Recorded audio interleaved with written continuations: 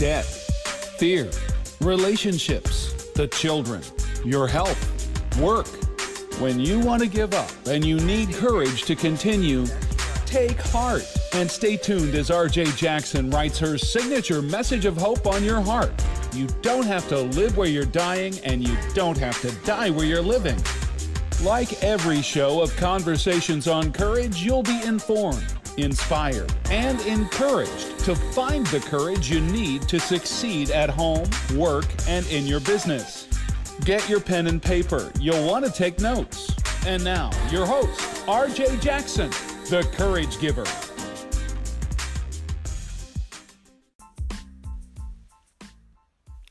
Hey now, happy Tuesday, and welcome back to the table. You talk about authentic, down-to-earth conversation. Well, we had one last week, as in every week. Today is no exception. We got lots for you to talk about today. We have opportunities, encouragement, and inspiration that will cause transformation in your situation. Yes, we have lots more in store just for you. Matter of fact, we get to sit at the table together today as I share with you my journey, a part of my story, and, of course, the information you need to succeed by taking a risk with confidence. Hi, this is Miriam Ali, and you're listening to Conversations on Courage with your host, RJ Jackson, the Courage Giver. Well, welcome everybody to Conversations on Courage. It is me, your girl, your host for today, as always, RJ Jackson, the Courage Giver. So excited about this day and the opportunity to spend some time with you and encourage your heart and remind you that there's greatness inside of you. You know what I'll say. The world awaits your greatness.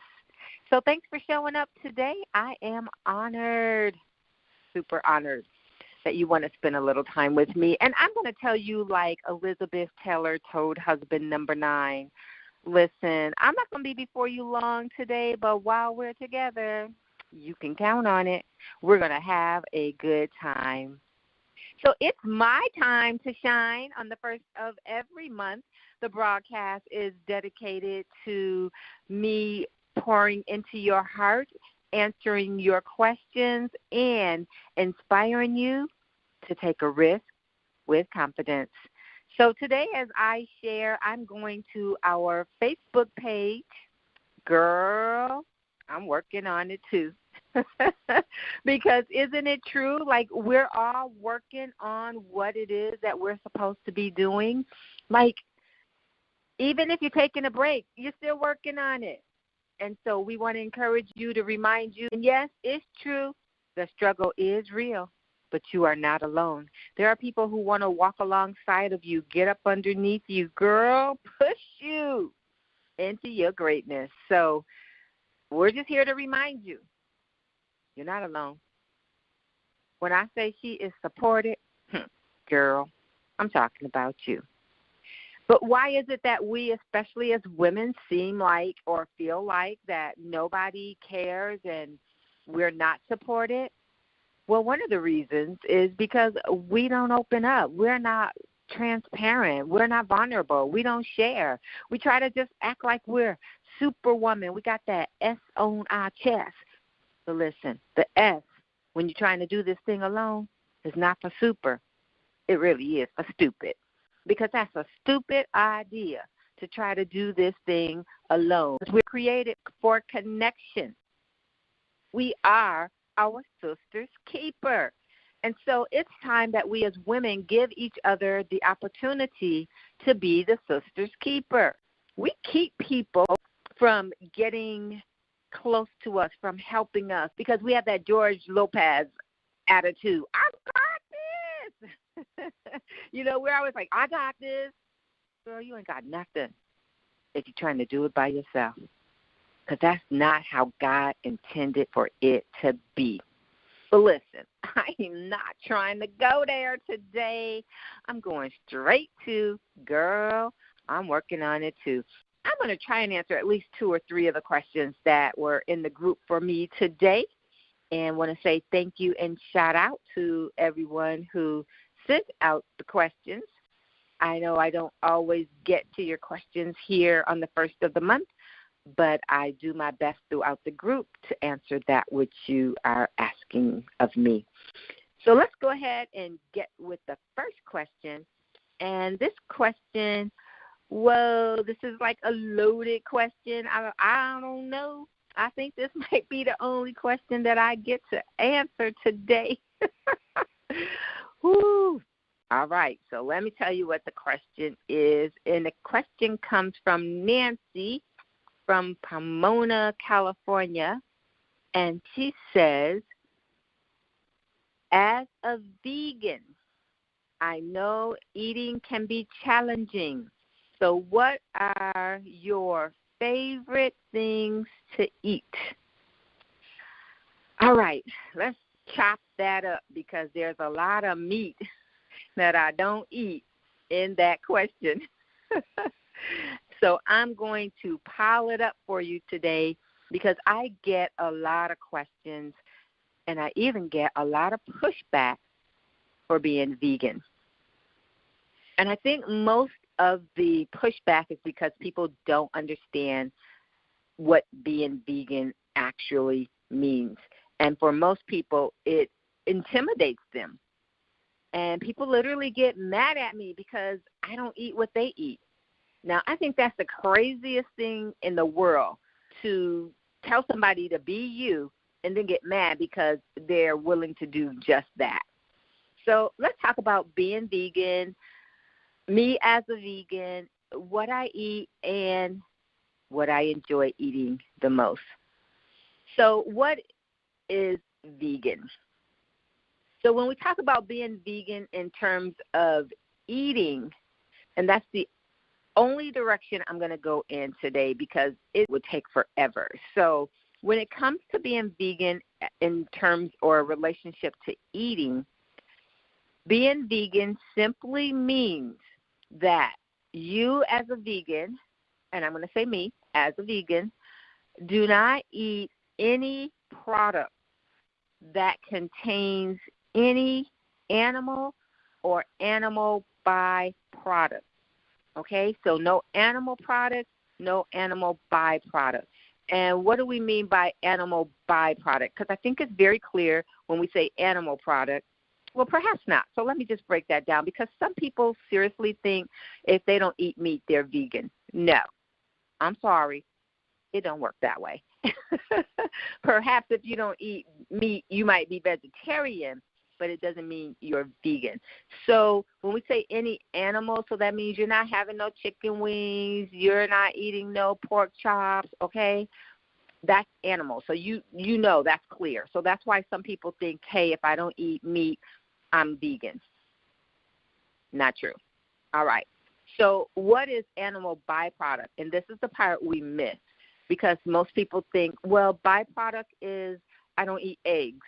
So if I don't eat meat and I don't eat eggs, that means I'm vegan. No, that's not true either. All right? So you might be vegetarian, but you're not vegan. Vegan says you don't eat any animal or any animal byproduct, which means anything that contains any portion or byproduct of the animal, you don't eat. And in America, in 98.222% of our food, and I just made that number up, by the way, there's animal byproduct. There's some part of the animal in most of our food. And so as you can imagine, being vegan means you're like checking everything. You're looking at every label to see what is this made of. And so to make it safe as a vegan, we typically shop on the outside of the grocery store. Now, that don't mean on the outside. That means in the inside, around the perimeters. because that's where the fresh food is found. So as a vegan, we typically eat anything that's alive and not dead. So what does that mean, RJ? Well, if it's dead, it means in some form or fashion the food has been killed. And so if the food is killed, really it doesn't have much nutritional value for you. Let me give you some examples. Anything you find in a box, for the most part, unless it's made with organic, plant-based foods, is dead. Ooh, I don't want to go too deep, okay? But for an example, cereal is dead because it's in a box. It's not made from a plant. Actually, who knows what it's made from? Who knows what anything that's in a box is made from for the most part, because it has to kind of stay semi-alive, if this makes sense, for you to eat it. But really, it's already dead. It's killed. It's like not coming back to life. Sorry. So they got to put something in the food, however, to preserve it, to make it last and have a shelf life, if that makes sense. But who knows what that is? I don't know. Matter of fact, if you read the label on most of those things, you can't even pronounce them. I can't even pronounce them because there's some harsh chemical that's meant to preserve the food, but it's actually killing us as people.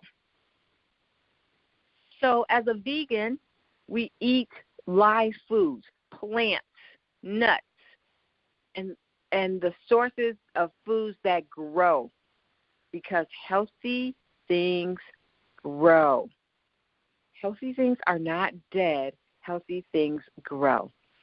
So I get a lot of pushback because I eat vegan. So people are always like, my dad, I'm going to use my dad. Oh, I love that man. I miss him so dearly. But my dad used to say, I'm not going to eat that beacon food. And I go, Dad, vegan with a V. I don't care what it is, that rabbit food.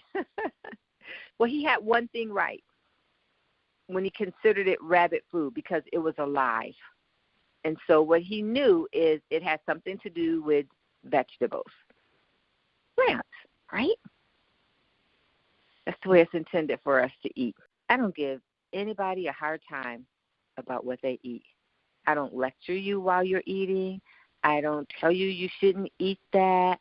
What I do, if you ask me a question, is I give you the information that I have that could possibly cause transformation in your situation if you're willing to take it into consideration, do some research on your own, and see what works best for you. Because when I say do you, boo, oh, listen, girl, that's exactly what I mean. Do you, boo. You too, man.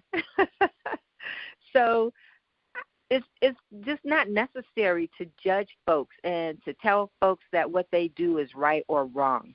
You have to know why you do what you do, no matter what it is. And I know why I do what I do when it comes to eating.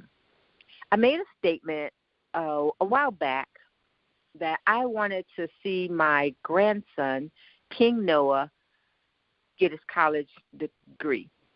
And in order for that to happen, I had to be around. And I didn't just want to be around. I wanted to be around. I wanted to be alive. I wanted to be kicking. You know what I'm saying? Because he's 5. I'm already, past 50. So there's some like, how's that going to work out? Well, it's going to work out just fine because I'm going to take care of me. And by taking care of me, I'm going to watch what I put in my body. I'm going to make sure I do the things that are proper to keep my body functioning. That's what I can do. So eating is a part of that. And when it comes to eating, I want to make sure my cholesterol is good. I want to make sure my blood pressure is good. I want to make sure that my digestive system is good. And one way I can do that is watch what I put in my mouth to avoid chemicals and toxic foods. or items that we consider food that are not really food. What do I mean by that? Well, let me use an example. There's a brand of chips, and I am not going to call their name, but there's a brand of chips, and they're all shaped the same way, and they come in a container. And there's nothing, absolutely nothing about that container of chips that's food. There's no potatoes, no nothing. It's all chemical-based, sprayed, and, so addictive, nevertheless. Addictive. And why is that? Because eating is not about the content for most of us. Eating really is about the palate and what is flavorable to the palate.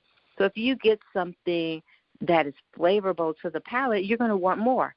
And if it has salt or sugar, you're going to become addicted to it because that's the game plan. And that's been the plan forever, ever and ever. And here's the sad part about it. It's worked. So many of us are addicted to salt or sugar. And so those are items that you can find basically in almost every food that will keep us getting more, and especially in items that are not food but will trick the brain to think it is food. So why would we take something knowing that it's not food and put in our body? Like, would you eat dirt? Would you eat clay? Would you eat crayons? Probably not. But yet we go to the grocery store and we spend our money buying items that are just as toxic as those things. You know, it's funny. A couple of months ago, I did a women's workshop, and it was entitled Broken Crayons Still Color. And as part of my demonstration, I made lipstick from the crayons. And there were people in the audience, they were like, I'm not putting that on my lips. And I was like, okay, let me tell you about these crayons. They are non-toxic crayons. They have to be really made like that because children play with them, and children put things in their mouth. So the regulation says these crayons have to be non-toxic. That means if the child eats them, nothing will happen to them, right? So I said, we know this about these crayons. What do you know about the lipstick that you actually buy from MAC or from Maybelline or from any other company? What do you know about that lipstick? And typically and honestly, the answer is not much. We don't know what's in those lipsticks, but yet every day we as women go and purchase lipstick and we put it on our lips. And here's the thing. Women spend the most money buying makeup, and they don't even know what it is. And here I am trying to say, look, this is what you can take with these crayons, 2 ingredients, and make lipstick and wear it safely. Nope, that wasn't happening. Really, it's based out of fear. And it's crazy because we're afraid of what we don't know, but then the things that we don't know, we still do anyway. It's like oxymoron, right? Jumbo shrimp. I'm just saying. So we do this with our food. We don't know what we're eating, but yet we eat it. And then I come along and I tell you, hey, here's what I'm eating. I'm eating chicken wings made from cauliflower. And what do people say? Ugh, that's gross. Really? What's more gross than eating something you don't even know what it is and yet enjoying it to the fullest? Seriously? Come on now. You see, my cauliflower chicken wings taste just as good as your barbecue chicken wings. The difference, mine is plant-based. I know exactly what ingredient is in it from start to finish. Mostly because I make it. And I don't even like to cook, but I have learned that cooking is so easy when you're cooking vegan. Why is that? because typically it only takes a few ingredients, and you can also eat raw, meaning you don't even have to cook it. It holds its nutrients, and it's flavorable to the palate. So one time I made some bacon, and I used my biggest critic, my dad, as my taste tester. And I made it, and I went and I took it to him. I was like, okay, Dad. And, I tried to disguise it, so I put it in a plastic bag. I was like, okay, Dad, don't look. Just reach in the bag, grab some. He's like, oh, no, you're not going to get me to eat that bacon food. I'm like, come on, Dad, help me out. Just reach in the bag, grab a little bit, taste it, and tell me what it is. So he did. He found the courage to do so. He tasted it, and he was like, it tastes like barbecue potato chips. And I was like, okay, that's cool. That's cool. I tasted it, and I was like, it does have that little flavor to it, that little hickory flavor. I like that. So I encouraged him to taste a little bit more, and he did. And when he tasted, he said, oh, this tastes like bacon. And I was like, bam. That's right. You got it. That's what it is. And if the hardest critic that I know about being vegan can taste what I made and tell me that's exactly what it is, but it's not real bacon, come on now. Number one, I did pretty good in the kitchen. And number two, there's proof right there that it's about the palate and the flavoring that we're after, not necessarily the ingredients. The food industry knows that. And that's why they take what we call fillers, just stuff. And what I used to do when I did tobacco prevention in the schools, I used to share with the children how the tobacco company would use fillers to make cigarettes.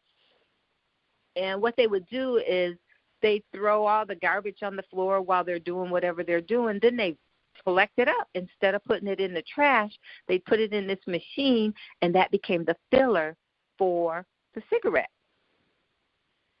Well, that's what a filler is. Food company does the same thing. The only difference is they use animal products to fill their foods with. The part of the animal you probably normally wouldn't eat, you would throw away, even if you were a meat lover, like the nails on the animal, they use that. They're not wasting that. They're going to use that as a filler. So, for example, candy. And I'm about to get off of this little soapbox I'm on, and I'm going to answer Nancy's questions about my favorite foods. But I wanted to just educate you a little, because sometimes we say things out of ignorance. We don't know, so we make decisions based out of what we don't know. We judge other people based on what we don't know. And so information is powerful. Education is powerful. All right? So my last thought on that, I was going to tell you about candy. And most of you probably don't know this, but all candies, unless they're vegan, are made from animal bones. That's the byproduct. Think about it. Animal bones, animal skin, the tongue of something.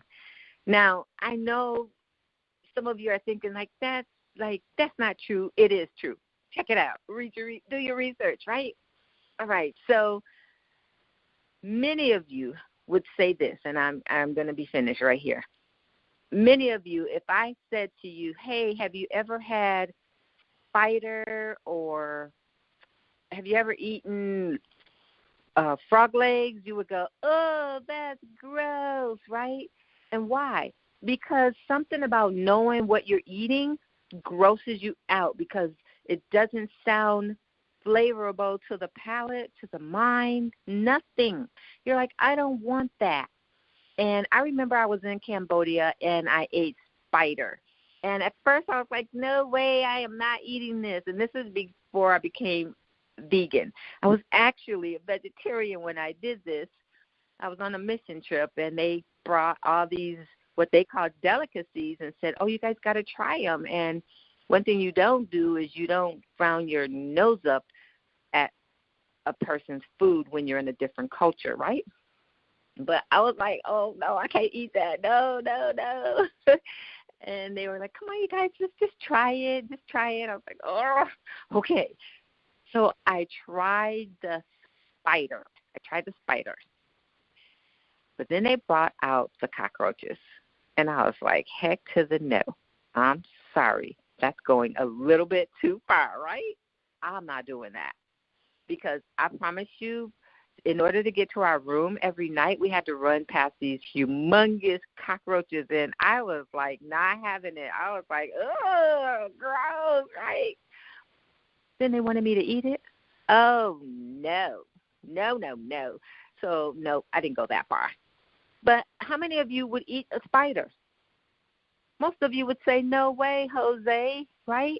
I'm not eating that. If it doesn't sound appealing to the palate, you're like, I don't want that. But if you don't know those things are in your food, you can't tell me you won't eat them, because you're probably eating them every day and you just don't know. Like, you just don't know you're eating the toe of the tiger. Sorry, guys, but I'm just keeping it real. But when you eat plant-based, you know exactly what you're eating. You're eating a plant, and plant is what God intended for us to eat. What you choose to eat, well, that's up to you. Enjoy it, because as they say, on this earth, you live this life every day, one day at a time. So make the best of it. Ask for me, and don't judge me. Well, judge me if you want to. Matter of fact, go ahead. Throw the first stone. But as for me, I'm going to eat vegan. And here's what I absolutely love eating. I love pizza. I love pizza. So I love pizza with vegan cheese and lots of veggies on top. And I also have always loved yams. They're my favorite food, whether I was vegan or not. Yams are my absolute favorite food, full of lots of nutrition, flavor. I eat it like a popsicle. I just peel it and eat it. No sugar needed. Besides, if it's not vegan sugar, I can't eat it anyway. And that's another thing. So many people cook vegan. They say, these are vegan. No, they're not, because you're using sugar that's not vegan, made from animal bone char. You have to know what it means when it says byproducts of vegan. All right, Nancy, so I've given you 2, pizza, yams.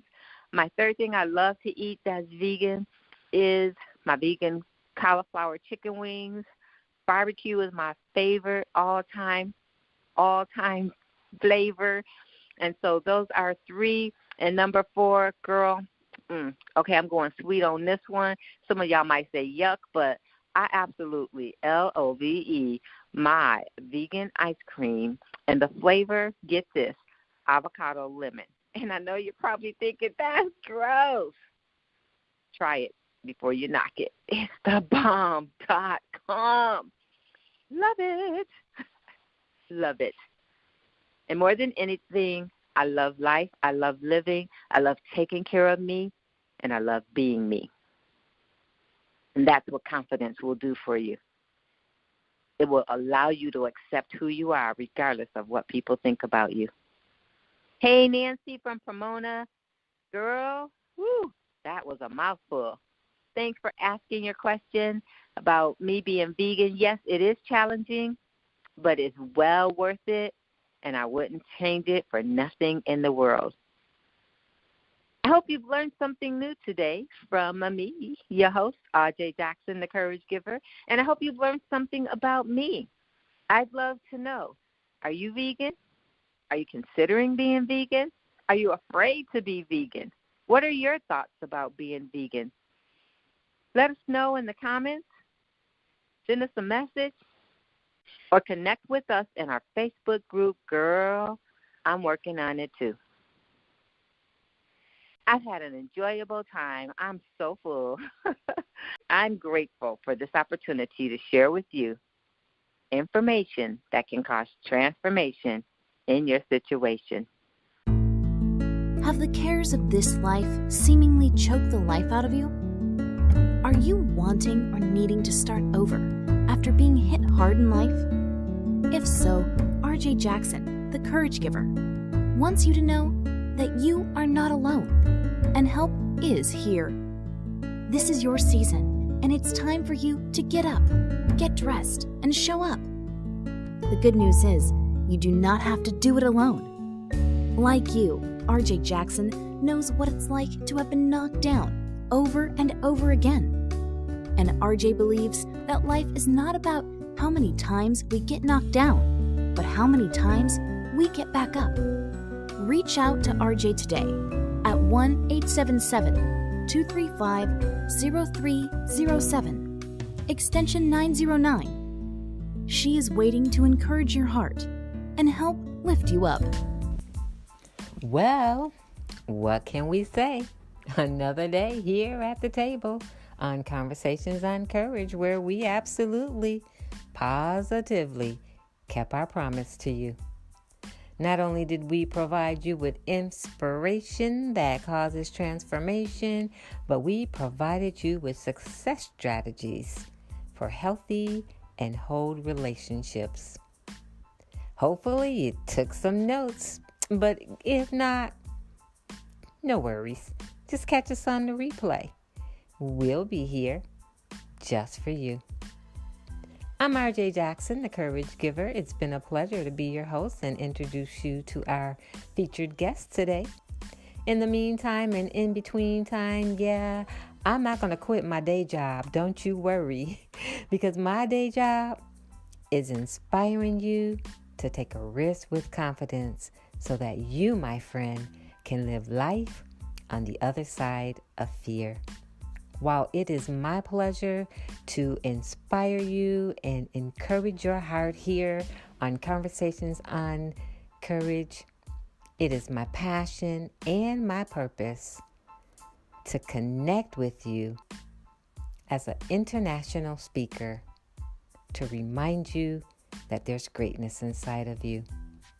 If you're looking for an authentic, down-to-earth speaker who speaks not only from the heart, but shares her stories for God's glories and tells about the journey that she's taking, she's on, and that she's preparing for, hey, give me a call.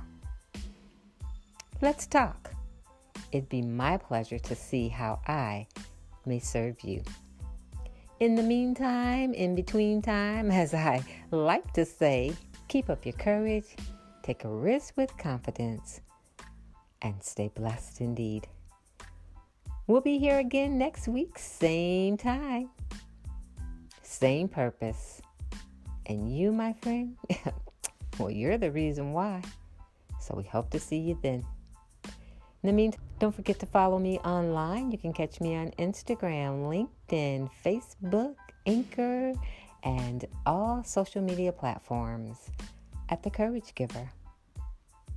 You can visit my website at thecouragegiver.com. That's thecouragegiver.com. Bye for now.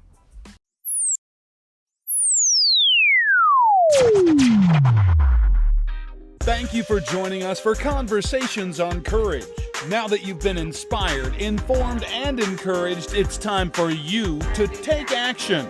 So head on over to thecouragegiver.com. That's thecouragegiver.com and connect with RJ for a personal conversation.